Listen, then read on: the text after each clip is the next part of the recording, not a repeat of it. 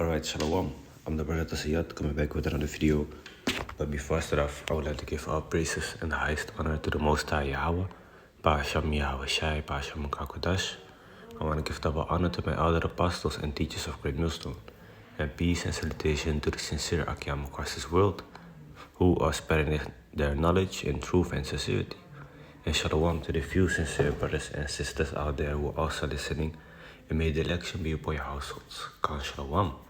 So, as we all can see right now, there's a lot of things happening in this world, and we know that we are getting closer and closer to the end. Okay, it's clear as day. We see the signs, we see certain prophecies coming to pass, and we really, are busy with preparing ourselves for what is to come through the spirit, the power of Yahawah, Bahasham, Yahawashi. And what you often see happening is that when you are, preparing yourself, you might be thinking like, okay, to what extent should I prepare myself? When is it enough? When am I doing enough spiritual and mental preparation for Yahawah, Bahasham, Yahawashi? And when is it enough physical preparation, as in, for example, having some food or some drinking water stored up? Well, you could have some food and drinking water stored up somewhere, have some clothing, things like that, which is okay. But just know eventually that we don't lean and trust in these materials. We lean and put our trust into Yahawah, Bahasham, Yahawashi. Okay? Because he is going to be keeping us safe in those times to come. Not no bunker or some place, some sanctuary of this world. It is the Most High, because if there's a so-called sanctuary, a so-called safe haven in the when shit hits the fan, it's still up to the Lord if He lets that place stand for a while, or if He destroys it.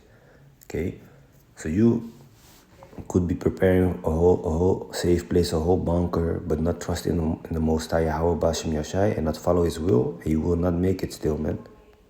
And that being said, not everybody of the heathens is going to die, because how else is our kingdom going to be built? The heathens are going to build our kingdom.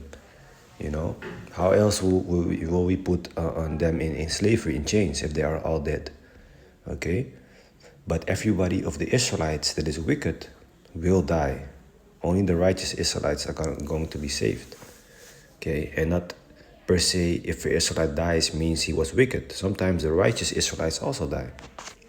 Okay, because the book of Revelation shows us that some will be basically beheaded, basically die for the witness of Yahawashi, so for being in His truth and following Yahawah, Bahasham, Yahawashi.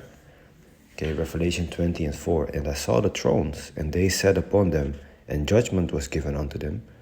And I saw the souls of them that were beheaded for the witness of Yahawashi. Okay, some of us will die in His truth, so that doesn't mean that you are wicked. And for the word of Yahawah, in which had not worshipped the beast, neither his image, neither had received his mark upon their foreheads or in their hands. So the ones that do die did not follow this system, did not take the mark, which is the RFID chip. So are they wicked? No, you see?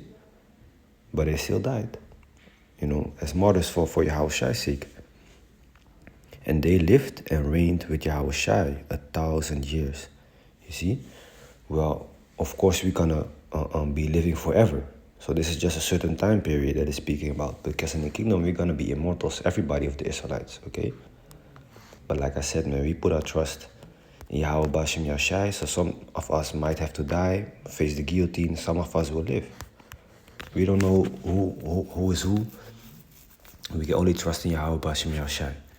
Okay? So 2 Ezra 16:70.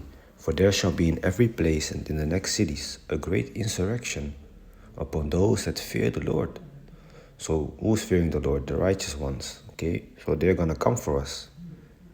They shall be like madmen, sparing none, but still spoiling and destroying those that fear the Lord. So they are warned want to come for us. They don't want to spare us. They want to take our everything we have. They want to hurt us. They will seek to destroy us. Okay, but the Most High is going to be with us in those times, man. Okay, also when the military comes with big guns and what else, or we basically would stand no chance against the whole army. That is where the Most High will lift up a standard. Okay, we're going to read that in a minute. It says, "For they shall waste and take away their goods and cast them out of their houses. Then shall they be known who are my chosen, and they shall be tried as gold in the fire." Because when you are being thrown away out your house, okay, when everything you have is being taken away, then the real you is gonna come to light. Look what happened to our ancestor Job. Okay, I watched a small movie of him yesterday. He had so much, man. He had, if I'm correct, like 3,000 cow or 3,000 sheep, if I'm correct, hundreds of donkeys, camels. He had a lot of servants. He had a lot of sons and daughters. Okay, he had a wife, which with the bet that Satan had with the Most High, Satan was allowed to take everything that Job had. Only he could not take his life. So Job lost everything, man. Okay, everything in a moment. And then he still had his faith in Yahawah, Bahasham, Yahawashi. And then he got everything back. Double. Okay. So everybody's going to be tested in their on the level that they are able to handle, because the Most High will not give you anything you cannot handle. Okay, but you will see you will have to go through some things, man.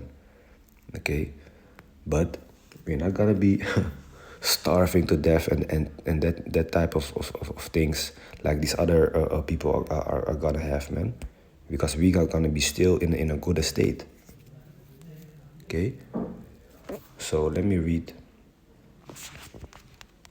lift up a standard. That's scripture.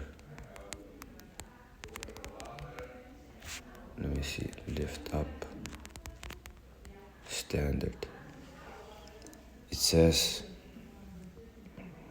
I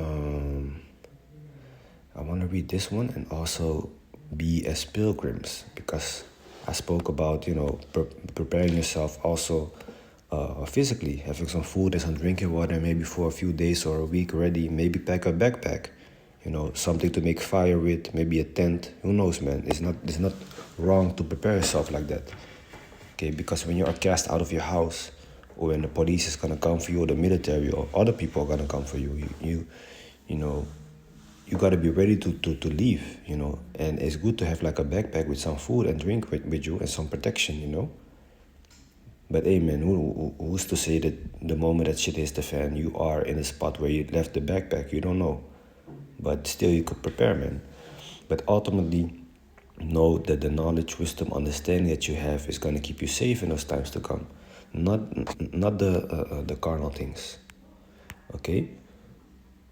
So let me read that first. Isaiah 33:6. "And wisdom and knowledge shall be the stability of thy times." You see, the wisdom and the knowledge of the scriptures is going to keep you stable in the chaotic times to come. And strength of salvation. The fear of the Lord is his treasure. Okay. And it's important to fear Yahawah, Bahasham, Yahawashi. That's where all the knowledge, wisdom, understanding starts. If you fear the Lord, you get knowledge, wisdom, understanding. Okay? If you don't fear the Lord, you are going to go over boundaries that you should not go over. You see, like people that live ungodly. So Isaiah 59:19. "So shall they fear the name of the Lord from the west, and his glory from the rising of the sun. When the enemy shall come in like a flood, the Spirit of the Lord shall lift up a standard against him." So when the enemy is gonna come like a flood, like when you see a tsunami, right? What can you do to a tsunami when you are alone? A tsunami is gonna kill you the second it hits you. It could kill you the second it hits you. Let me say like that. So in this case, when the enemy is gonna come like a flood, like a big wave of military People with guns, machine guns, drones, okay, tanks, you name it, man, fire spewers, things like that.